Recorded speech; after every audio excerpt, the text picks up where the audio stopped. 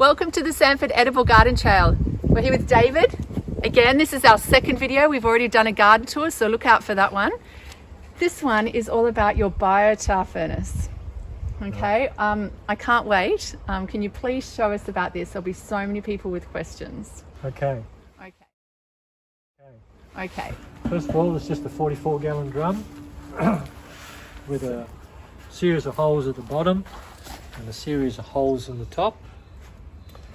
And so let's get Vanessa so she can film all of these little bits and pieces as you're explaining it. Okay, what are these bits? This thing is an old keg which has been cut down, and where it's been cut it actually slides over the other top to seal it off. It has a few holes in the bottom to allow the moisture to come out. And what happens is I get slithers of hardwood, and this is about the size. I don't go much bigger than that, and I usually stack them up as closely as I can to fill that whole thing up, and then I place this top over that, and then I place it in here, and then try to centralise it, and then use anything's lying around, like twig. This is just old bits and pieces lying around from the chop and drops. I usually just put them in there like that. Then I pack it all the way around the keg. Then I lay it on top, and I usually lay it up about 100 mil above it, and then put a bit of paper in it, set it alight. And once it's burned down and it gets below the surface, then I put the lid back on, and then when this is working properly, the draft will cause the smoke to come up through the chimney, and it'll actually be like a Steam train, you know, like a puffing billy type thing, and it will start chuffing. And right. You know that once that's happened, that the heat that's going in there is actually heating up all the timber inside that keg, and what you're doing is you're burning it with that oxygen, and what that does, it retains the carbon. When you burn normal timber, you just get ash, and all the carbon's gone to CO2, but now all the carbon is locked into the timber, and that's the beauty of what biochar is.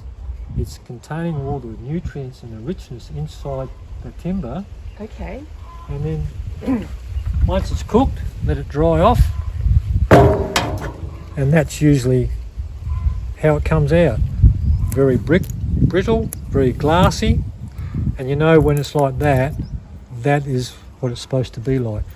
And what that does, when you use it, when you activate it by putting it in moisture, or you put it in your compost, what will happen is that this is all broken down into powder, so we just crush what we want to use, and the surface area that will absorb all the goodness and the nutrients, and also all the microbes and all the fungi will attach itself to this, and will begin to leach out into the garden as you put it in the garden, and it'll last for years, and it's a slow release. And what happens is that this is all part of your ecosystem, of replenishing the ground, because most of our soil is pretty depleted, and this will replace it and enrich it and allow it to put all the beneficial stuff back into the soil, especially let the fungi and let the nutrients and all the microbes do all the work, and that's all part of it. And that's part of it. So is this, I have so many questions already. That was a good explanation, but for most of us who haven't seen anything like this, first of all, did you make it? Yep. I know you made it. Yeah. You made it. You couldn't buy something like this. It looks amazing. So you've obviously got the skills to make it, because clearly it needs to be a certain way in order to work properly.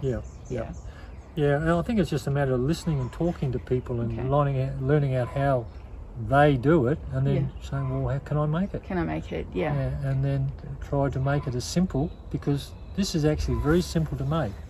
It took me probably half a day. Yeah, okay. Half a day.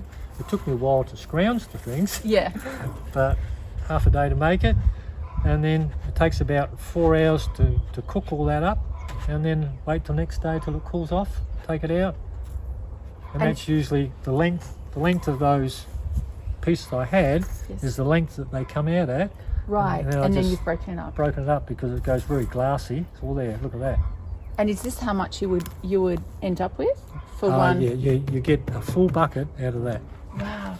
Yeah. And then, but that goes a long way, you were saying. Yeah. Well, this is our second lot we've made since we've started using it, and it's just a matter of just adding it to the compost and adding it to whatever Chrissy makes up her formula to put in the garden beds, whatever she's using. So the key thing is to activate it first, you were saying, and so you activate it by putting it in compost or one of like a liquid manure. You're saying, and then that's what you spread out on the garden. Yeah, you can either do that, throwing it, broadcasting it, or you can add it to your compost, and then wherever you're growing or where you're planting, just do it normal. Do it that way. And how long did it take you to get through? Like, I'm wondering how often would you do this? Well, it depends on how big an area you want to fertilise. It's just to say the more fertilised the area you want to use, the quicker you're going to use it up. Yeah. But there's plenty of wood around. I use old hardwood timber that's really seasoned. The stuff that I use is about 80 years old, and I usually use that. Apparently, you can use the guava. There's a great even bamboo. There's dry bamboo, and that's supposed to be pretty good too. So there's plenty of things out there you can use, and it's just lying around. Wow. And then you just keep reusing this? Yeah, you keep using this until it disintegrates. Okay.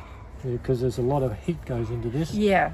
But I've got another one on the wings. Oh, good. But that'll be my Mark II, and I'll make it a bit different and make it a bit better. I wonder how many uses you'll get out of it. Well, I reckon I should get about 7 or 8 goes out of it. I've had 2 goes, and it's still pretty solid. And I try to use, and this was a food grade drum too, so I just try to get the most out of it we can, and then see where it goes from there. Well, it'll last you quite a few years if you're doing a couple a year. Yeah. And it'll last, so well worth the half day of effort. Yeah. And to say, I don't know whether you can buy biochar. I don't commercially. I don't know where. I don't know. Yeah, I think you can, but of course, like buying anything, it's pretty expensive, and there's nothing like making it yourself. Yeah. So thank you for sharing how you make it, and David. And I think it'd be wonderful if more of us could experiment. I think the limiting thing for somebody like me is like how to make something like this. Maybe there's a business in that. Maybe you could. You've got a half day free amongst this beautiful garden space. Maybe I can put my name down on the list. Well, we'll talk later. Do a workshop. do a deal. Okay. Yeah. Well, I hope you enjoyed that. Thank you for sharing that information, and look out for the rest of the videos on Sanford Edible Garden Trail. Thank you.